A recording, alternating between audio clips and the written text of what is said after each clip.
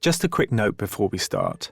The following episode contains descriptions of domestic violence, physical abuse of children, and some offensive and anti-Semitic language. Hello, salamu alaikum. Oh, hello, is that Abraham Christie? Hello?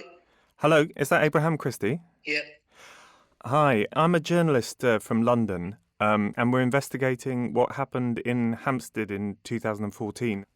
In September, 9 months after I first started investigating this story, I give Abraham Christie a call. I'm sorry to call you out of the blue. I wondered, do you have a second to talk? Whom do you represent? I represent a company called Tortoise Media. I'm not sure if I can just do you a cold call like this. I don't know you. You just called me out of the blue.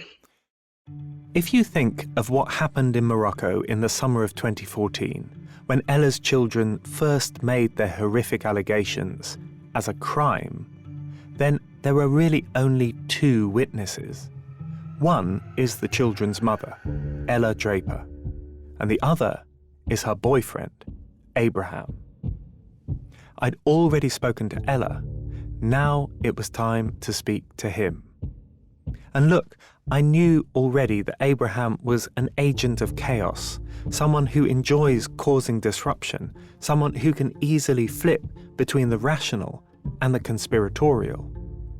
So when I called him, I figured there was going to be a lot of bullshit. I just wanted to know, as a kind of baseline, do you still believe what the kids said in 2014? Okay. Number one, we don't use the term kids. Kids is more, it's word magic. Kids are sacrificial goats, so we say children. I'm just sharing that with you for your information, okay? So, do I believe what the children told me? Yes, I do. I do believe what the children told me. I believe that I know they lied. For example, they attempted to convince me that the flesh of the white children that were sacrificed and the flesh of the black children, that it tasted the same. I told you, right? A lot of bullshit. But I know that this is the first and probably the last time that I'll get Abraham on the phone. The only time I think that anyone, any journalist, let alone any police officer, has confronted him about what happened in Hampstead 8 years ago. And my challenge was to penetrate his paranoia and try to get to the truth. I really kind of want to know. I want to know why. I want to know why you did it. From Tortoise, I'm Alexi Mostrous, and this is Hoaxed, Episode 6, the final installment, Bonnie and Clyde.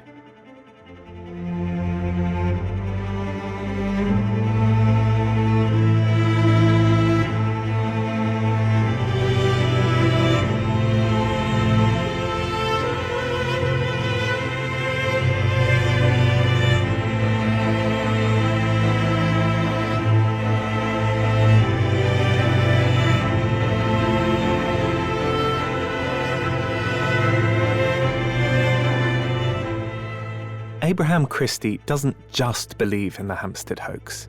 He's a full-fat, all-guns-blazing kind of conspiracy theorist. To him, every public figure is corrupt, every institution infiltrated. When I say a pedo-sodomite death cult, the Boy Scouts is a pedo-sodomite death cult. The Roman Catholic Church, the military, the police force, the educational system is run on the same lines. His central argument is, you'd see the truth too, if only you opened your eyes. The Royal Courts of Justice, they're run by Masons, Freemasons and Talmudic Jews.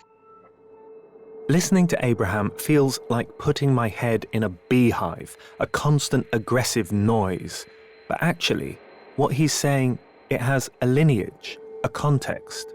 And to understand it, I need to take a step back. You see, traditional conspiracy theories, like the Salem witch trials or the hysteria in the 1990s known as the Satanic Panic, tended to target people without much power. Poor women accused of being witches, nursery teachers slandered as Satanists. Whereas Abraham's ranting represents something different. he doesn't just pick on marginalised members of society.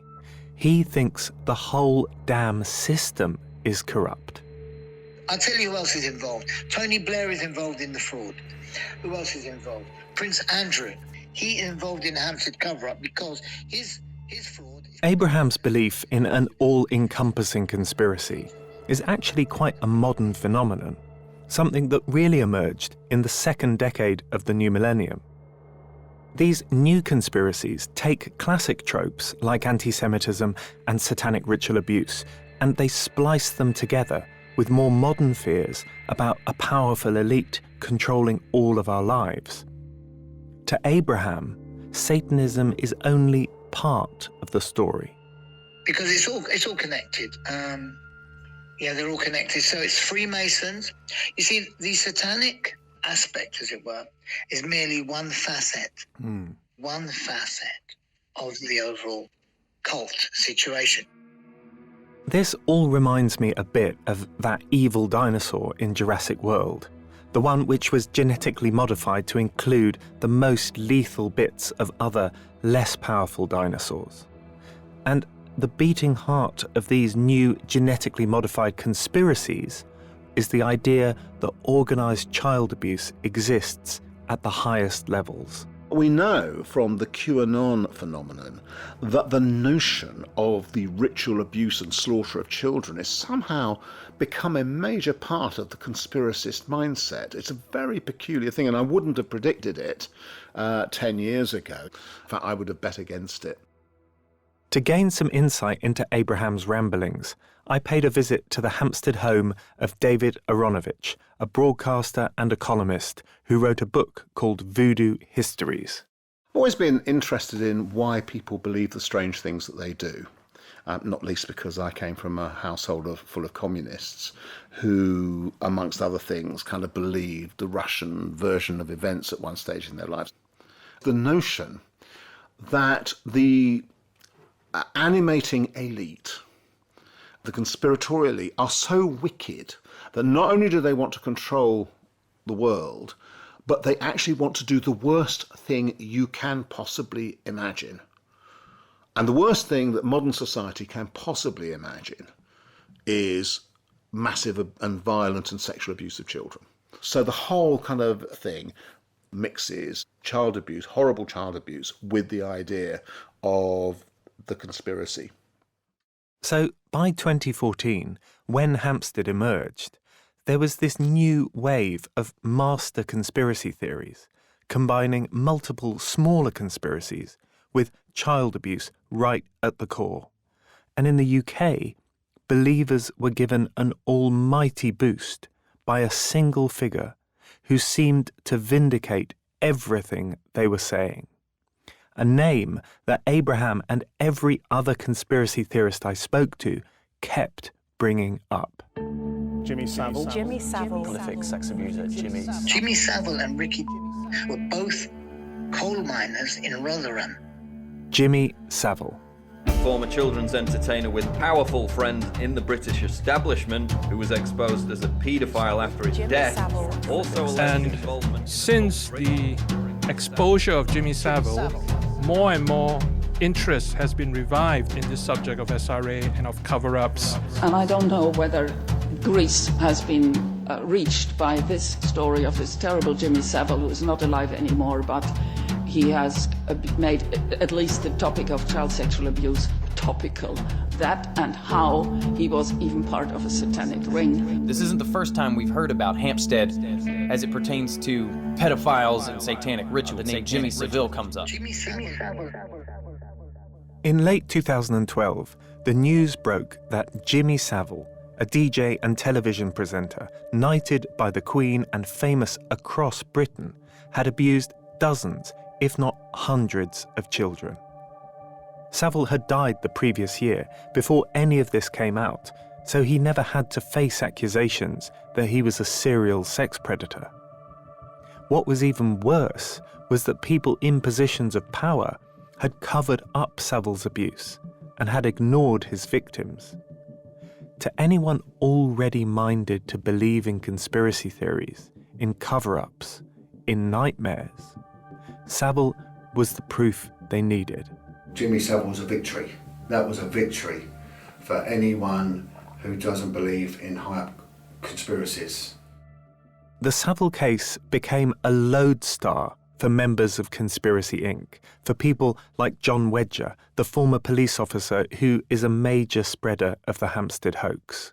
I think there's no way they can ever hide behind the fact, oh, it's just a conspiracy. No, this man's bang, you've got him. With him, you've not only got child abuse, you've got all his friends in high up places, got necrophilia, and you've got devil worship. You've got it in one bundle. Savile had everything. Child abuse, elite cover-ups, Satanism. And the case happened just as social media usage was beginning to rocket. By 2014, when Hampstead happened, 1.5 billion people used Facebook. And at that point, the platforms were doing very little to prevent illegal content from being shared. So by the time Abraham Christie met Ella Draper, the embers of a conspiracy were smouldering just beneath the surface, waiting for someone to stoke the fire again.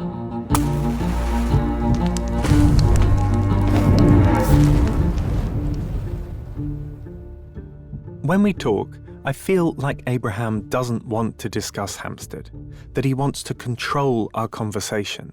He likes talking about his pet subjects, like the health qualities of cannabis. And he tries to unsettle me by asking if I'm gay. Are you homosexual, Alexis? Have you slept with a man before, Alexis? Or by making a dig at the fact that I'm half Greek. The Greeks are they're known for sodomy. They call it doing it Greek style, anal sex. But I know that I need to press him on some of the questions I've been desperate to ask. I've got a list and I'm crossing them off as I go. I just wanted to know, ultimately, if the judge was right and you did make the kids lie by physically and psychologically abusing them, I really kind of want to know. I want to know why. I want to know why you did it. For you even to give that even a smidgen of credence, I can't trust you. You're clearly labouring. You clearly haven't got a clue, Alexis. I'm just going on what a trained judge and a clue, young man. You haven't got a clue. I'm sorry. I ask him if he was in the UK recently. It's a question that really seems to piss him off. But we were told that a month ago or a few weeks ago you'd left Marrakesh to come to the UK. Is that true? Who told you that? Who told you that? We were told by a couple of people, actually. I'm asking you a question. You like to ask questions, but you don't like to answer. Is that incorrect? Did you not come to the UK recently? Did I not come to the UK? Well, they said I was in the UK, did they? It sounds like you might have been in the UK, based on your answers. It sounds like I might have been... See, you're a disingenuous little bugger, you are. You don't believe anything I say to you. Then I ask him if he's been violent to children. In your relationship with Ella's children, you said that you gave them licks, I think is the word that you used? Yes, I gave them licks. Yes, I gave them licks. Yes, I gave them licks. What the licks? What are licks? The licks. I gave them licks with a spoon. Did you beat up your son, I think he's called in 2014? No, I didn't beat up my son in 2014. I grabbed him and chucked him out the house because he was in a gang and he was being a bit bolshy. I confront him about the allegations of abuse made by his former family.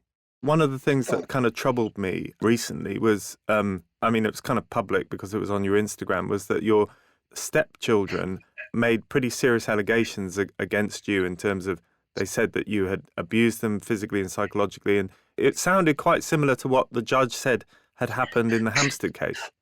Well, of course it did, because they have to copy it now. If you've seen the videos that I've put up, if you've seen them and you've honestly analysed it, then you know what the score is.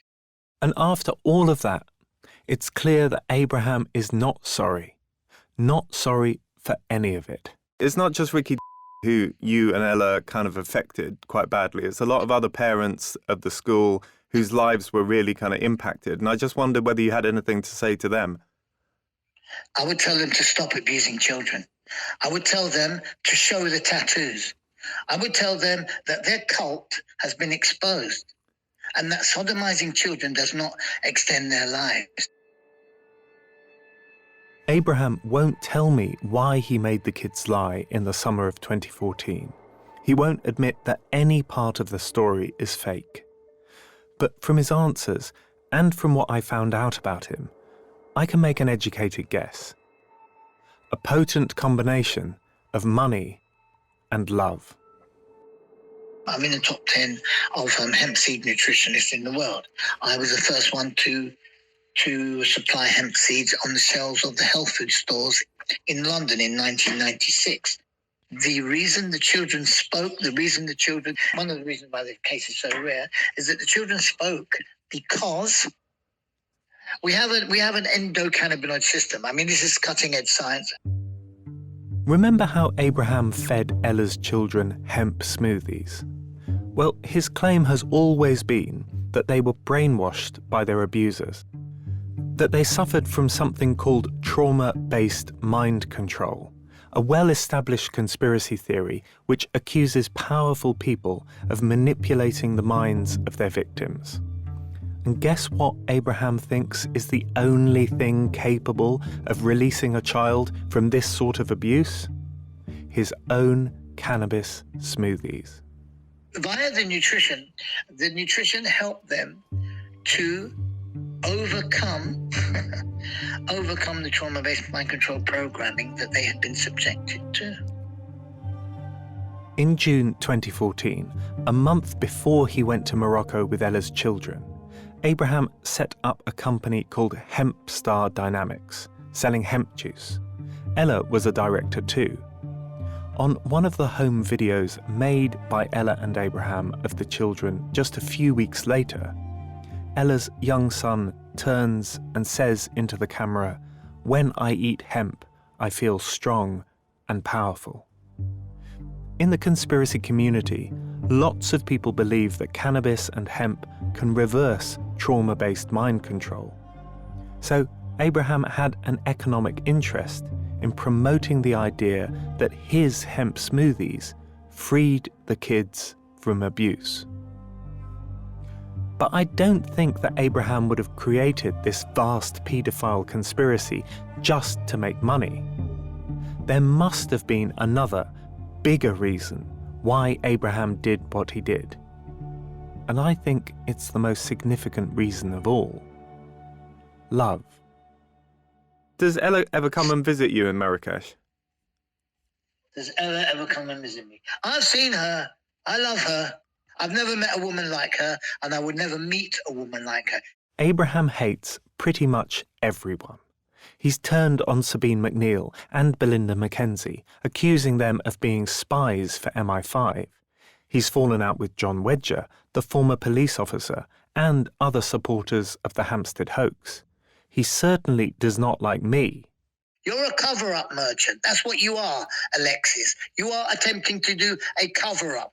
But the one person that he's never said a bad word about in 8 years is Ella. She's an amazing woman, and I love her. Okay, so if you want to ask... See, I don't care, I'm telling you. No one knows this, but I'll tell you, I don't care. Okay, Alexis! Okay, Ella's a great woman, a fantastic mother. She's a great partner, a wonderful woman. In 2014, this wonderful woman was in trouble.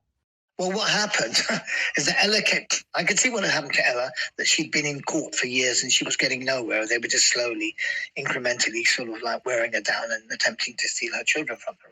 Ella was trying to get sole custody of her kids, trying to take them home to Russia. And what Abraham seems to be telling me is that he thought he could help. I'd advised Ella that she was only going to get pressure, she would receive no joy going to the courts. You know, that they're rigged. It's a rigged court, so you've got no chance.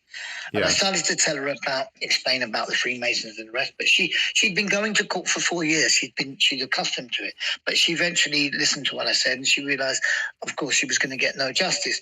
The courts are run, the court, the Royal Courts of Justice, they're run by Masons, Freemasons, and Talmudic Jews. Now, these cults, they are all pedo-sodomite death cults. You know, if you're foolish enough to believe that the children aren't telling the truth, then you're either a cult member or you're a crooked reporter, one of the two. Eventually, Abraham's patience with me runs out. And the feeling is mutual. Okay, well, listen, I really appreciate it. You have a good night now. Good night. As in, you have a good evening. Night. Come on, Alexis. Galinicta. Galinicta, Galinicta, Abraham. Bye-bye. Bye-bye.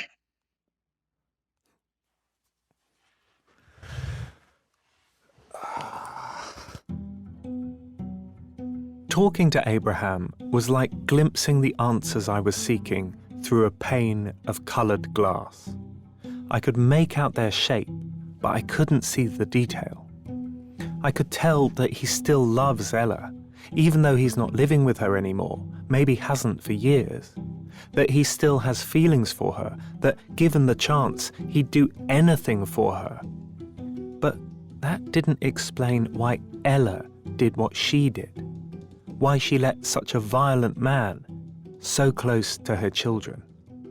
Okay, well, of course, I'm expecting this question to come at any interview, to be honest, because this is like one of the most controversial points in the story.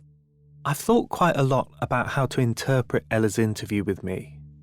My conversation with Abraham had shown me how dominating he could be, a dangerous mix of charm and threat. And this guy came into Ella's life like a whirlwind, changing everything in the space of a few months, moving into her flat, behaving aggressively towards her children, changing their diets. And I also know that Ella's previous relationship with Ricky had been seriously toxic, that there had been allegations of abuse on both sides. All of which means that I was open to see Ella, at least partially, as a victim. Someone who found herself in a desperate situation and was willing to take desperate measures to get out of it. Someone who saw Abraham as a way out and didn't have the ability or the opportunity to see him clearly. Maybe he was controlling her.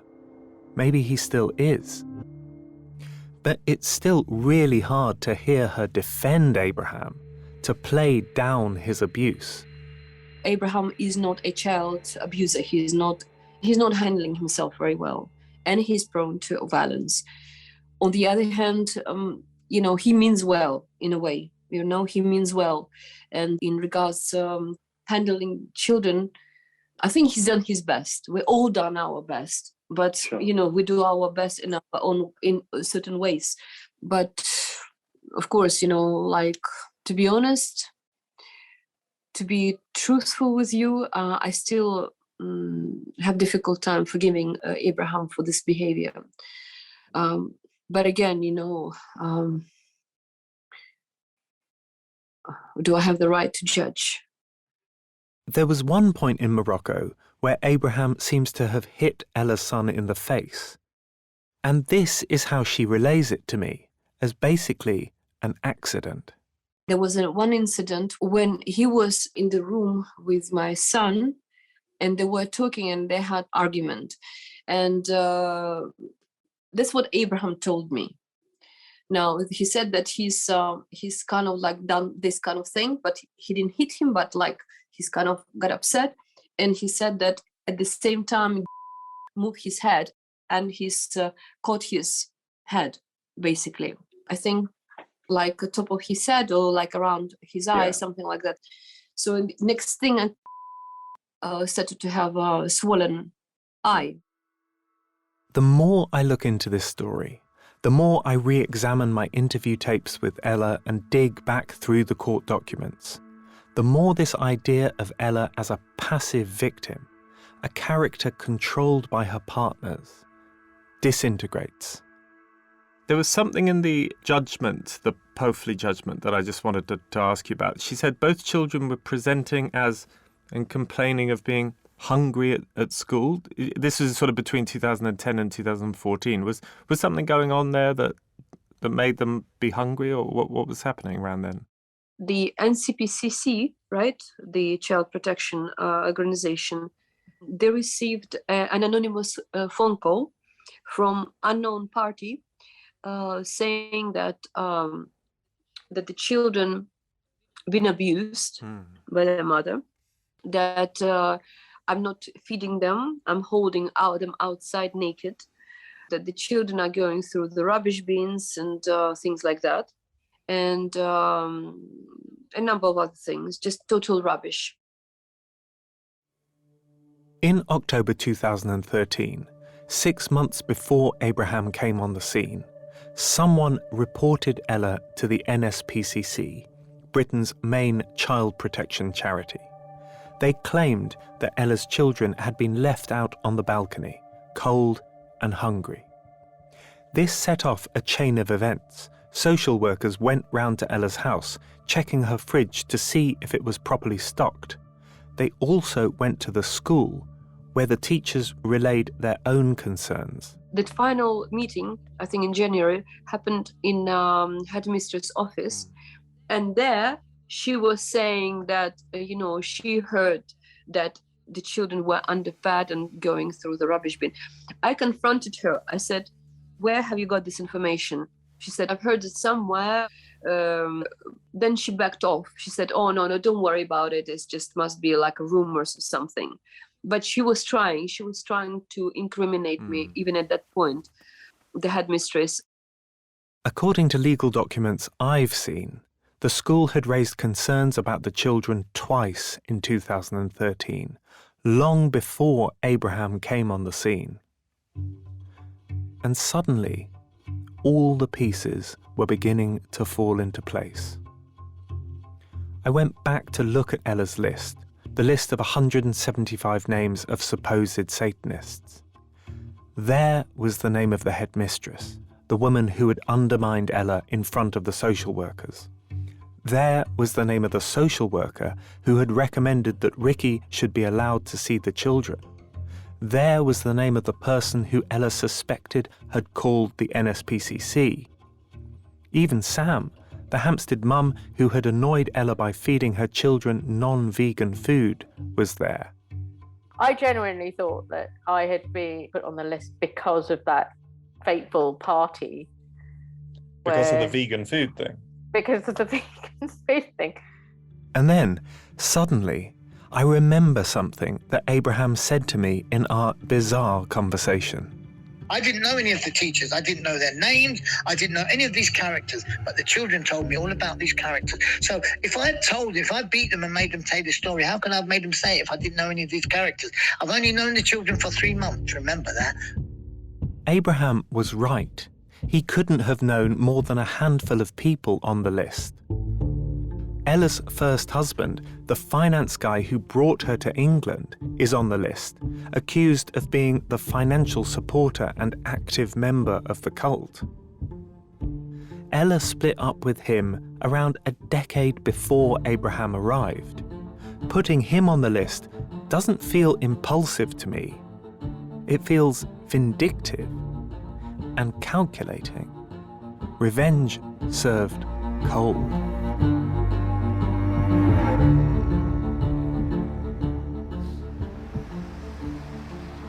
So it's a grey, overcast, early autumn day, and I've come to road in Hampstead, which is where Ella Draper and Abraham Christie lived in 2014. It's where the hoax basically happened.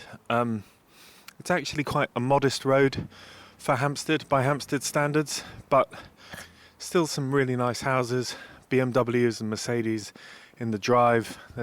This month, I went round to visit Ella's old neighbours in Hampstead to see if they remembered anything from the time. It's sort of 8 years ago, so I don't expect people to remember much, but we're going to give it a go. So I'm just going to go up to the first neighbour's house. Okay, let's try here.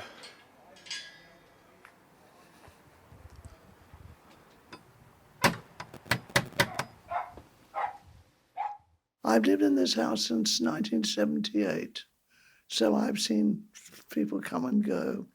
This end of the road is very friendly and we all know each other.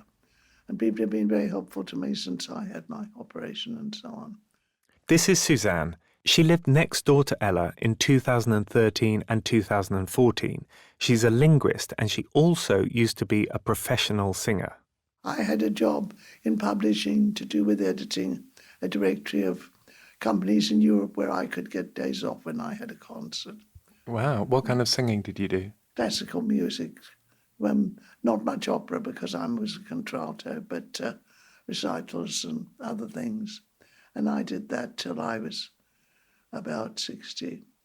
And then I stopped. And if you want to know, I'm 86 now. I wasn't going to ask. No, I'll tell you. Suzanne remembers Ella, which isn't surprising because she was also one of the people who ended up on Ella's list. Luckily, Suzanne doesn't use the internet, so she was shielded from the worst of it.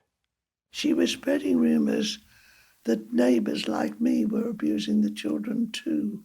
She said I'd touched the children inappropriately. But what they were doing were beating the children to say this kind of thing. Her boyfriend was caught wandering around on the roof with no clothes on. I think he dominated her. You think he dominated her? I think so, yes.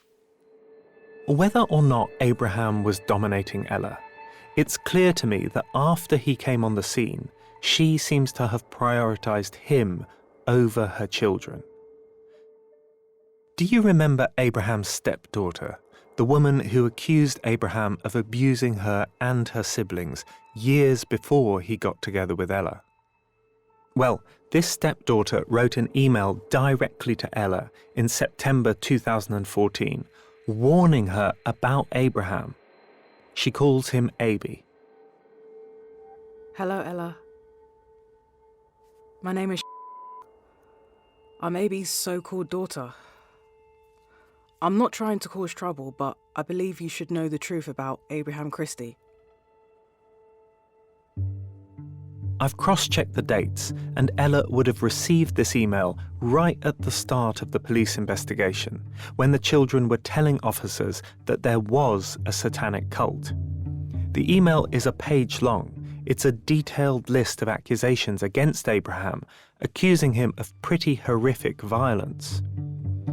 I don't know how Ella reacted when she received that, but I do know that she never replied to the stepdaughter, and that she didn't tell the police or remove the children from Abraham's orbit.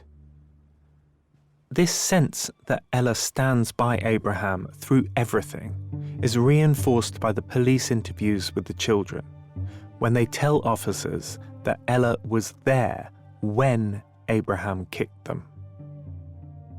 Okay, and why do you think she let him do it? Did she try and stop it, or...? No, she never done that. Never. Why? Never, ever. She'll never do that. Why not? She loves him so much. When I get back from speaking to Ella's neighbours, I do some more research. I run a search for websites registered to Ella's address in Hampstead. There's a couple of yoga ones, but also I find sites with names like Hampstead911.com, HampsteadCoverup.net, and PapaKillsBabies.org, dating all the way back to 2015. And it's Ella's name, not Abraham's, on the registration documents. And when I was speaking to her, I did notice moments when her mask slipped, when she seemed almost as much of a conspiracy theorist as Abraham.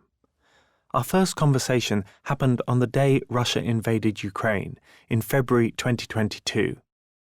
Ella told me who she thought was to blame. I mean, look, it's all comes to the same people, the Zionists, right? You mean Jewish people, is that right? Yeah, but it's not normal Jewish people we're talking about. We're talking about that little percentage that behind it all, isn't it? Like a cabal. Exactly. And there's been supplying nationalists with weapon, which they've been using against peaceful people, you know. We're talking about actually children and women.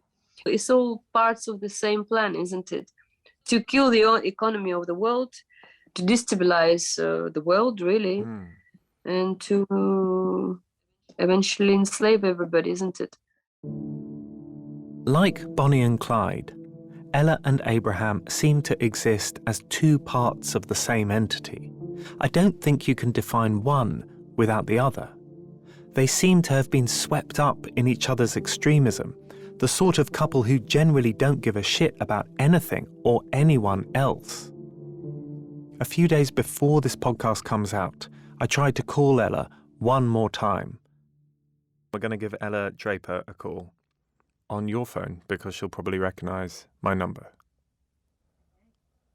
Yeah, should we go for it? Okay.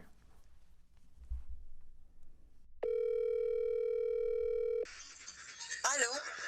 Hello, is that Ella? Yes. Hi, Ella. It's Alexi Mostrous from Tortoise. Hi, Alexi. Hi. Hi. I just wanted to call you because I wanted to tell you that the podcast has come out and to see if I could just ask you a couple more questions because we didn't get the chance last time. Alexi, how dare you? You saying that I'm lying on the podcast, and now you're coming back to me to get to make me look even worse, or what?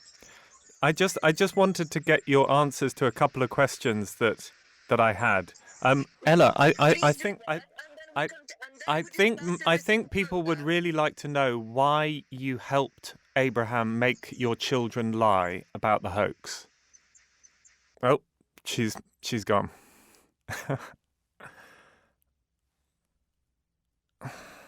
Well, I guess that's it. After months of thinking about this, I think I'm close to understanding why Ella and Abraham did what they did. Ella saw Abraham as a gun she could use to fire bullets at anyone who'd ever slighted her. But what I still don't understand is why no police action was taken against either of them. Because looking at the documents filed for Ella's family court case, it's clear that the police knew about Abraham's history of violence at an early stage. They knew that he'd been charged with assaulting his teenage son earlier that year. They knew that he'd been violent towards his ex-wife. They even knew he'd been hitting Ella's children with spoons. And yet, they didn't even bother to interview him. They had an opportunity to arrest me. They had ample opportunity to arrest me. There's nothing to arrest me for. They didn't even take a statement from me because they know that all they would get from me is the truth. So they weren't interested in anything I had to say. This summer, when I was talking to the police about this case, it seemed like they still weren't interested. They sent me a bland statement. This is an old case, they said. We're not going to be able to help. But after I returned from Marrakesh to London, I think I set something in motion. I speak to a source, someone I've been talking to a lot during this investigation, someone who helped convict one of the main hoaxers and has a huge amount of information about the case. And I tell her what I've discovered in Morocco, that Abraham might be here in London, and she tells a contact of hers in the police, and that, I think, is the genesis of something I totally do not expect. Because a few weeks later, the Met Police sends me a new statement. Following new information coming to light in August 2022, officers have reopened an investigation into child abuse, which was reported to have taken place in Hampstead in 2014. According to my source, what happened was that after learning that Abraham might be in the UK, the police contacted Ella's children to ask if they would cooperate with an investigation. And the kids, who are teenagers now, said yes. After so many months spent thinking that this was a cold case, something that the police were happy to forget about and move on, this news hits me quite hard. It's a significant development after 8 years of stasis. The investigation into Abraham Christie, and maybe Ella too, has been reopened. I don't actually know what the police think they can do to bring the pair to justice. Maybe Abraham's already back in Marrakesh, in which case that's a problem, as the UK doesn't have an extradition treaty with Morocco. But the police must think they can do something, otherwise they wouldn't bother putting resources into a new investigation. So, although I don't know what will happen now, I know something is happening. And I don't have that nagging feeling anymore that Abraham has just got away with it.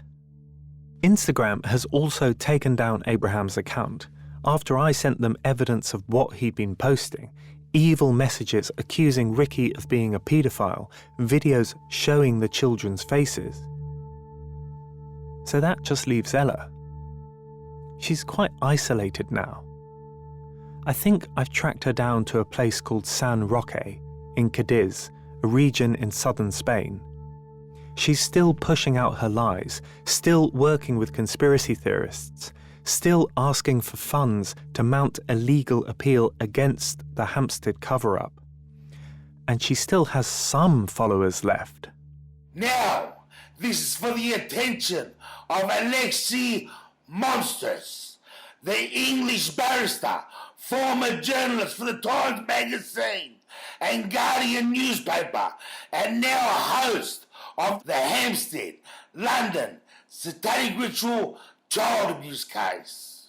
Like this Australian guy called Arthur, who, it's fair to say, does not like the way I've portrayed Ella in this podcast. I have listened to your first 4 episodes of Hoaxed, and to say I'm fucking disgusted and rugbull is an understatement.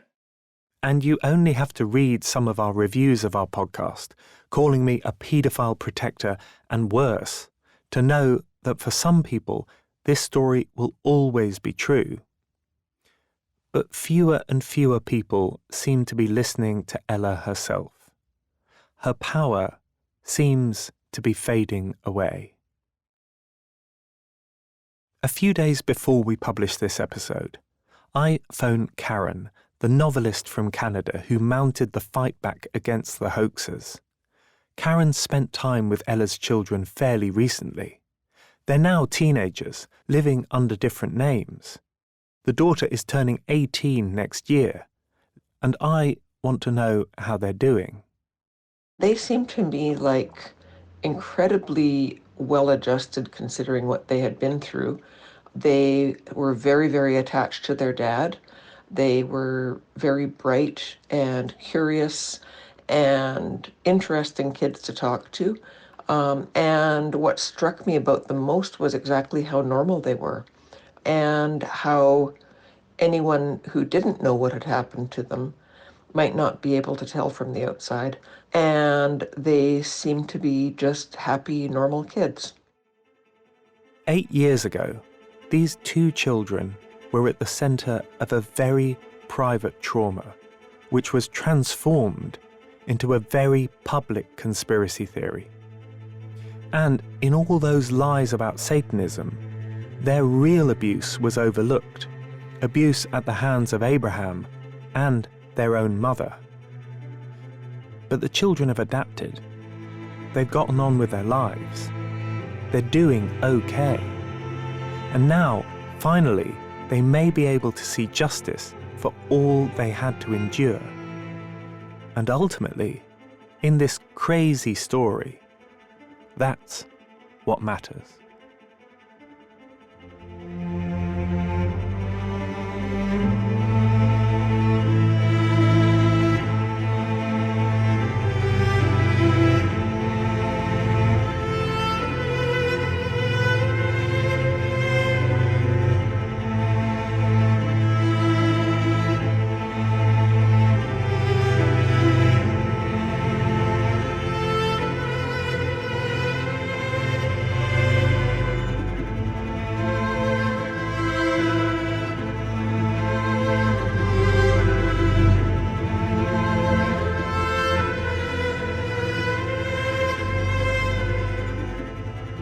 Hoaxed was brought to you by me, Alexi Mostrous, Gemma Newby, Imi Harper, and Xavier Greenwood. Sound design was by Eloise Whitmore. The executive producer is Basha Cummings. And a special thanks to Karen Irving, for all her help in reporting the series.